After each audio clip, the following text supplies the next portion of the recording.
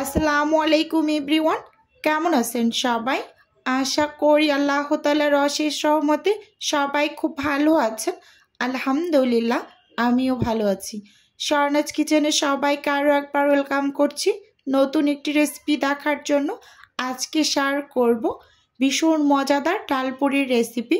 আশা করি আজকের এই রেসিপিটিও আপনাদের কাছে ভীষণ ভালো লাগবে।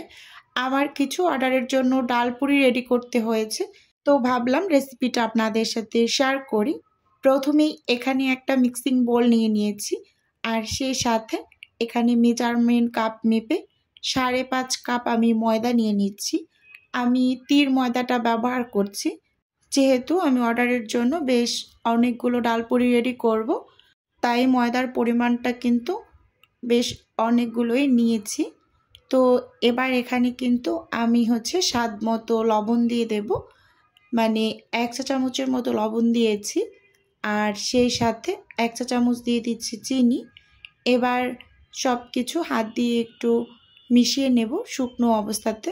তাহলে হবে কি, যদি কোনো শক্ত অংশ থেকে থাকে তাহলে সেটা কিন্তু ভেঙে যাবে। তো এবার আমি ময়দাগুলোকে একটু ময়াম করে নেব, সেজন্য আন্দাজ করে আমি এখানে 8 থেকে 10 টেবিল চামচের মতো হবে রান্নার রেগুলার তেল দিয়ে এবার হাত দিয়ে খুব ভালোভাবে ময়দার সাথে তেলটাকে মিশিয়ে নিচ্ছি। স্কিনে লক্ষ্য করলে কিন্তু বুঝতে পারবেন যে কিভাবে কাজটা করে নিচ্ছি। আসলে ময়দার সাথে তেলটা ভালোভাবে যদি মিশিয়ে নেওয়া যায় তাহলে পুরিগুলো অনেক বেশি খাস্তা হয়। তো এজন্য এই কাজটা অবশ্যই করে নেবেন খুব সুন্দরভাবে। আমি কিন্তু এখানে একটুখানি অংশ স্কিপ করিনি, আপনাদের সাথে পুরো অংশটুকুই রেখে দিয়েছি, কারণ এটা খুবই গুরুত্বপূর্ণ। তাই এই যে দেখতেই পাচ্ছেন, একেবারে মেখে নিতে নিতে এক ঝুরু ঝুরু করে ফেলেছি। দেখুন, এবার আমি ডো রেডি করে নেব। এখানে একটা মগে আমি 1 মগ পানি নিয়েছি, তো অল্প অল্প করে পানি অ্যাড করে ডোটাকে রেডি করে নেব। একসাথে অনেক বেশি পরিমাণ পানি দিয়ে ফেললে ডোটা কিন্তু অনেকটা নরম হয়ে যাবে, সেদিকে লক্ষ্য রাখতে হবে। তাই অল্প অল্প করে পানি অ্যাড করবেন আর ডোটা রেডি করে নেবেন। আমার কাছে ডালপুরি খেতে খুব ভালো লাগে, তো আমি কিন্তু বাসার জন্য কয়েক পিস বাড়িয়ে তৈরি করছি, যে রেখে দেব। মাঝে মাঝে সন্ধ্যায় বাচ্চাদের একটু দেওয়া যায়।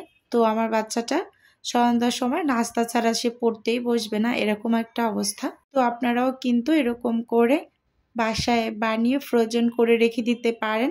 একেবারে ঝটপট যখন খুশি তখন কিন্তু বের করে একটু ভেজে নেওয়া যায়।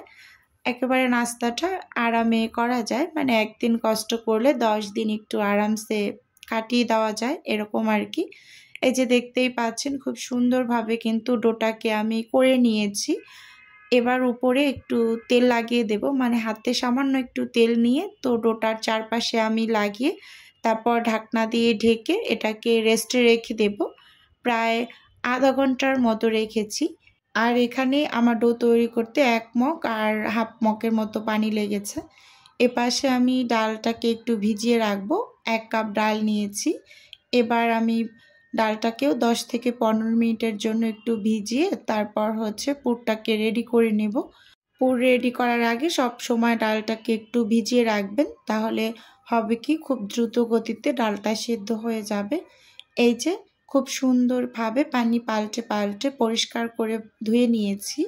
এবার প্যানের ভিতরে নিয়ে আমি এখানে 1 মগ পানি দিয়ে দিয়েছি, আর সেই সাথে সামান্য একটু পেঁয়াজ আর একটা রসুনের কোষ আমি কুচি কুচি করে কেটে নিয়েছি, সামান্য একটু হলুদের গুঁড়ো দিয়ে দিয়েছি। এবার সব কিছুকে একটু মিশিয়ে নিচ্ছি। এই যে, তারপর আমি কিন্তু চুলোটাকেও অন করে দিয়েছি।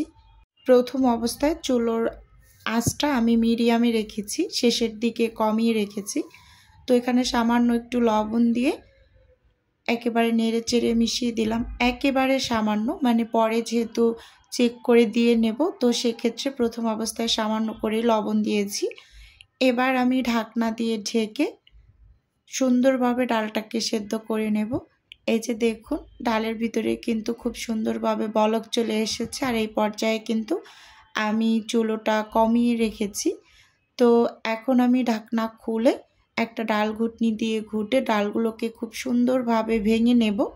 দেখুন, আর এখন কিন্তু কোনো টাইপের ঢাকনা ব্যবহার করব না, পানিটাকে একেবারে শুকিয়ে নেব। আর ডালগুলোকেও একটু ভেঙে নিয়েছি। এই যে দেখুন খুব সুন্দরভাবে কিন্তু পানিটা শুকিয়েও গিয়েছে। হালকা হালকা যে ভেজা ভেজা আছে সেটাও আমি নাড়তে নাড়তে একেবারে শুকিয়ে নেব। আজকে কিন্তু আমি A to Z রেসিপিটাই শেয়ার করছি, এর জন্য একটু ভিডিওটা বড় হয়ে গিয়েছে। প্লিজ আপুরা একটু কষ্ট করে দেখে নেবেন। খুব সুন্দরভাবে ডালটাকে শুকিয়ে নিয়েছি পানি। এবার চুলোতে একটা প্যান বসিয়ে দিয়েছি, ডালটা বাগার দিয়ে নেব। তো প্যানটা গরম হয়ে আসার পর এর মাঝে আমি পরিমাণ মতো কিছুটা তেল দিয়ে দিয়েছি। তেলটা গরম হয়ে আসার পর এর মাঝে দিয়ে দিয়েছি বেশ কিছুটা পরিমাণ পেঁয়াজ। পেঁয়াজগুলোকে আমি একেবারে ব্রেস্তা করে নেব। ডাল পুরিতে সবসময় ব্রেস্তা করা পেঁয়াজটা ব্যবহার করলে সেটা খেতে যে কি মজা লাগে সেটা আসলে বলে বোঝানোর মতো না, অসম্ভব লেভেলের মজা লাগে এরকম করে ডাল পুরি তৈরি করলে। এই যে দেখতেই পাচ্ছেন খুব সুন্দরভাবে কিন্তু পেঁয়াজগুলোকে আমি নেড়ে চেড়ে ভেজে নিচ্ছি, একেবারে ব্রেস্তা করে নিয়েছি। আর কাঁচামরিচগুলোও কিন্তু খুব সুন্দর ভাজা ভাজা হয়ে গিয়েছে। এবার আমার সেই সেদ্ধ করে রাখা ডালগুলোকে দিয়ে খুব সুন্দরভাবে নেড়ে চেড়ে নিচ্ছি। আর চুলোর আঁচটা কিন্তু এবার সঙ্গে সঙ্গে অফ করে দিয়েছি, একটু পর আবার অন করব, কারণ পেঁয়াজ ব্রেস্তাগুলো যদি একেবারে পুড়ে আবার তেতো হয়ে যায়, তো সে কারণে এবার আবার চুলোটা অন করে এখানে আমি একটা স্বাদে ম্যাজিক মশলা দিয়েছি, দিয়ে খুব ভালোভাবে নেড়ে চেড়ে মিশিয়ে নিচ্ছি। আপনাদের হাতের কাছে যদি স্বাদে ম্যাজিক মশলাটা না থাকে তাহলে এখানে কিন্তু চাট মশলা ব্যবহার করতে পারেন, তাহলে সেটা খেতেও ভালো লাগে খুব বেশি। তো খুব সুন্দরভাবে নেড়ে চেড়ে মিশিয়ে নিয়েছি। তো যে আন্টির এই ডালপুরিগুলো অর্ডার ছিল, তো উনি বলেছিলেন কিছুটা কাঁচামরিচ দিয়ে তৈরি করতে দিতে, আবার কিছু শুকনা মরিচ কাঁচামরিচ দুটো মিক্সড করে তৈরি করে দিতে। তো আমি এর জন্য কিন্তু ডালের পরিমাণ বেশি নিয়ে এখান থেকে দুইটা ভাগ করে দুইভাবে তৈরি করব। প্রথম তো কাঁচামরিচ কুচি দিয়েই তৈরি করে নিয়েছি, এবার অর্ধেকটা তুলে নিচ্ছি। আর অর্ধেকটার ভিতরে কিন্তু এখন আমি শুকনা মরিচ দিয়ে দেব, টালা মরিচ যে আমি একটু গুঁড়ো করে রাখি সব সময়, তো সেটা দিয়ে খুব ভালোভাবে নেড়ে চেড়ে এবার চুলো থেকে নামিয়ে নেব। তো এই পাশে যে ডোটাকে আমি আবার রেস্টে রেখেছিলাম সেটা দেখুন আগের থেকে কতটা পরিমাণ সফট হয়েছে। 1 থেকে 1.5 মিনিটের মতো ডোটাকে একটু মথে তো এখান থেকে কিন্তু আমি ছোট ছোট করে লেচি কেটে নেব। আর আমি সব সময় 1/4 কাপের যে মেজারমেন্ট কাপটা আছে, তো সেই কাপটা দিয়ে আমি পুরি তৈরি করি, আলু পুরি হোক বা সেটা ডাল পুরি হোক, তো সব সময় আমি এই মেজারমেন্ট কাপটা মেপেই তৈরি করি। তো এখানে 1 কাপ করে করে নিয়ে নিচ্ছি, 1/4 কাপ করে করে এরকম আর কি। তো সবগুলোকে এরকম ছোট ছোট করে লেচি করে নেব, তাহলে ডালপুরিগুলো তৈরি করতে খুব বেশি একটা সময় লাগবে না। এই যে দেখতেই পাচ্ছেন এখানে সবগুলোকে করে নিয়েছি, মোট 25 পিস হয়েছে আমার। তো 25 পিস ডালপুরি তৈরি করব। তো এখানে এটাকে সাইডে রেখে একটা লেচি নিয়েছি। এবার আমি কিভাবে করে নিচ্ছি তো দেখুন, একটা লেচি নিয়ে চারপাশ থেকে আমি একদম ঘুরিয়ে ঘুরিয়ে একটা বাটির মতো তৈরি করে নিচ্ছি। আর মাঝখানটা কিন্তু আমি ভারী রেখেছি, দেখিয়ে দিলাম আমি, ভালোভাবে লক্ষ্য করলেই বুঝতে পারবেন। এরকম একটা বাটি শেপ করে নিয়েছি। তো এবার এর মাঝে আমি সেই ডালের পুরটা দিয়ে মুখটাকে খুব সুন্দরভাবে সিল করে নিলাম। তো এই যে দেখুন খুব সুন্দরভাবে চারপাশ থেকে এই যে হাত দিয়ে ঘুরিয়ে ঘুরিয়ে তো সিল করে নিয়েছি, একেবারে রসগোল্লার মতো লাগছে দেখতে। দেখুন এভাবে করে কিন্তু এক এক করে সবগুলোকেই আমি করে নেব। মাঝখানটা একটু ভারী রাখবেন, আমি আরও কয়েকটা ভিডিওতে বলেছিলাম, কিন্তু আপুরা আবারও বলেছে যে আপু ডালপুরি আলুপুরি রেসিপি শেয়ার করেন, তাই কিন্তু আজকে ডালপুরিটা শেয়ার করে দিলাম। ইনশাল্লাহ সামনে আলুপুরিটাও দেখিয়ে দেব। তো এই যে দেখুন মাঝখানটা ভারী রেখেছি, তো ওখানে কিন্তু আবার আমি ডালপুরির যে পুরটা সেটা দিয়ে দিলাম। তো এবার খুব সুন্দরভাবে মুখটাকে সিল করে নিয়েছি। এবার হাত দিয়ে একেবারে বল শেপ করে নিয়েছি দেখুন। আর এভাবে করে আমি পুরগুলোকে ভরে নেব। তো প্রথম আমি এখানে কয়েক পিস করে নিয়েছি। তো এগুলো প্রথম অবস্থায় তৈরি করে তারপর আবার বাকিগুলোকে আমি পুর ভরে তৈরি করে নেব। তো এখন এগুলোকে আমি সাইডে রেখে উপরে আমি কিন্তু একটা ঢাকনা দিয়ে ঢেকে রেখে দেব, না হয় কিন্তু উপরটা একেবারে ড্রাই হয়ে ফেটে ফেটে যাবে এরকম। তো একটা কিন্তু আমি নিয়েছি লেচি। তো এখানে উপরে কিছুটা পরিমাণ শুকনো ময়দা ছিটিয়ে হাত দিয়ে একটু চেপে চেপে এই যে ছড়িয়ে নিয়েছি দেখুন, পিছন সাইডটাও দেখিয়ে দিয়েছি। এবার আমি এখানে বেলুনের সাহায্যে বেলে নিচ্ছি। আপনারা যদি চান যে বেলুনটা ব্যবহার করবেন না, হাত দিয়েই কাজটা করে নেবেন, তাহলে ঠিক এই যে এরকম করে হাত দিয়ে চেপে চেপে বড় করে নেবেন।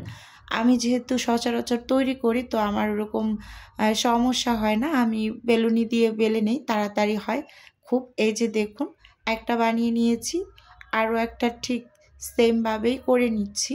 হাত দিয়ে প্রথমে একটু এরকম চাপ দিয়ে ছড়িয়ে নিয়েছি, এবার সামান্য একটু শুকনো ময়দা ছিটিয়ে এবার বেলে নিচ্ছি। সবগুলোকেই এভাবে করে বেলে তারপর কিন্তু আমি ফ্রোজেন হতে দিয়ে দেব ইনশাআল্লাহ। কালকে আমি এগুলো ডেলিভারি পাঠাবো। তো একটা আন্টির অনেকগুলো আইটেম আছে, তো তার ভিতরে তার ডালপুরিটাও ছিল, 20 পিসের অর্ডার ছিল তার ডালপুরির। তো আমি সেগুলো এক এক করে রেডি করে নিচ্ছি আর আপনাদের সাথে শেয়ার করছি। তো আমি কিন্তু সবসময় এরকম বক্সে করে ডালপুরির আলুপুরি মানে অর্ডারের ডেলিভারিগুলো পাঠিয়ে দেই। এই যে এখন কিন্তু বক্সে ভরে আমি ফ্রোজেন করে নেব। তো ভিডিওর মাঝে ছোট্ট করে আমার নিজের বিজনেসের একটু প্রচার করছি। আপনারা তো অনেকেই জানেন যে আমার ছোট্ট একটা ফ্রোজেন আইটেমের বিজনেস আছে। যদি কেউ কোনো টাইপের ফ্রোজেন খাবার অর্ডার করতে চান তাহলে স্ক্রিনে দেওয়া হোয়াটসঅ্যাপ নাম্বারে নক দিলেই কিন্তু আমি A to Z বলে দেব।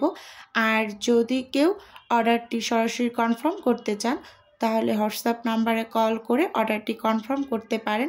এই যে দেখতেই পাচ্ছেন খুব সুন্দরভাবে আমি একটা বক্সের ভিতরে এগুলো ভরে নিয়েছি। এবার ঢাকনা দিয়ে ঢেকে এটাকে আমি ফ্রোজেন হতে দিয়ে দেব। দেখুন খুব সুন্দরভাবে একেবারে মুখটা লাগিয়ে নিয়েছি। অফ স্ক্রিনে এই যে আরও একটা বক্স আমি রেডি করে নিয়েছি। তো বন্ধুরা আজকের ভিডিও এ পর্যন্তই রাখছি। দেখা হবে নতুন কোনো ভিডিওতে বা নতুন কোনো রেসিপিতে। আল্লাহ হাফেজ।